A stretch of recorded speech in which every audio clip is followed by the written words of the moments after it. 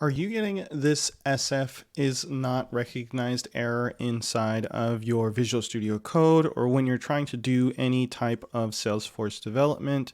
This is a pretty common error if you are trying to set up your Salesforce CLI for the first time, and I'm going to show you how to solve this. This error shows up in Windows PCs, and it basically means that your Salesforce CLI cannot be seen inside of your terminal. This even happens when you try to maybe open up the org and that it's failing and giving you SF is not recognized, or if you're going through the instructions on making sure everything is set up correctly and it says go into your terminal and type this out and you're seeing this error in here.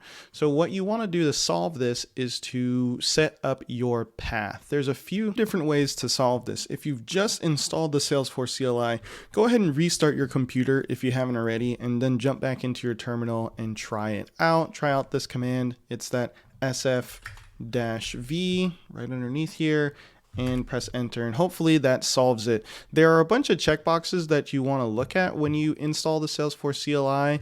I'll see if I have one ready to go, and I'm bringing up the installer here, and what you want to make sure is to check all of these boxes in here. And this will just make sure that you're installing it the best, but one of the most important ones is the set the path of the @Salesforce CLI. If you've tried to do the restart and it did not work, go ahead and try to reinstall the Salesforce CLI. Either uninstall it and then reinstall the fresh one or the latest download, and make sure to check all these boxes as you go through.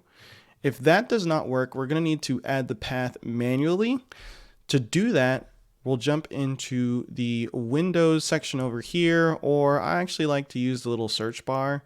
And what we're looking for is advanced system settings. It pulled up in a different window here, but here it is. And then you're going to go to environment variables. Now there's two sets of environment variables. Both are generally very important, but at the bare minimum, what you want to do is set the path in your user. If it was system-wide path, then it would set for all of the users and anybody that logs into your PC, but it's fine to also just set the variable in here for the user one. Hit edit, and then these are all of the paths that you have, and it's basically telling your computer where different programs live on it. This helps out a ton with Salesforce CLI because it allows it to know where those SF commands live. If you're not seeing anything related to SF in here, you want to hit new, and then I've got the command ready to go here. This is the path: program files, SF, and bin.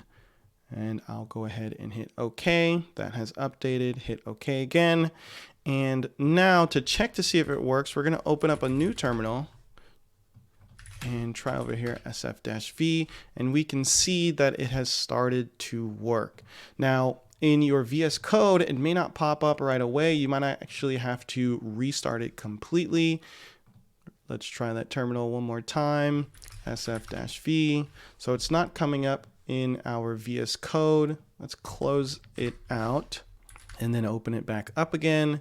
And we've got, jump back in here. Let's see if it is starting to recognize it. There you go. It should be set up correctly, and all of your SF and SFDX commands should start to work. We can see that my org has started opening up here, and I'm able to get into everything. One other bonus tip here is if you can't find your SF bin folder, that path, very quickly, of course, I've left the path that I had in the description, but just in case maybe you install it in a different folder, what you want to do is look for your SF folder wherever you've installed it. Generally, it should be in your C drive, program files, SF, and then you want the bin folder, and you can see all these SF and SFDX programs inside of here. I like to click into this top bar, and this is the exact link that I used inside of the environment variables.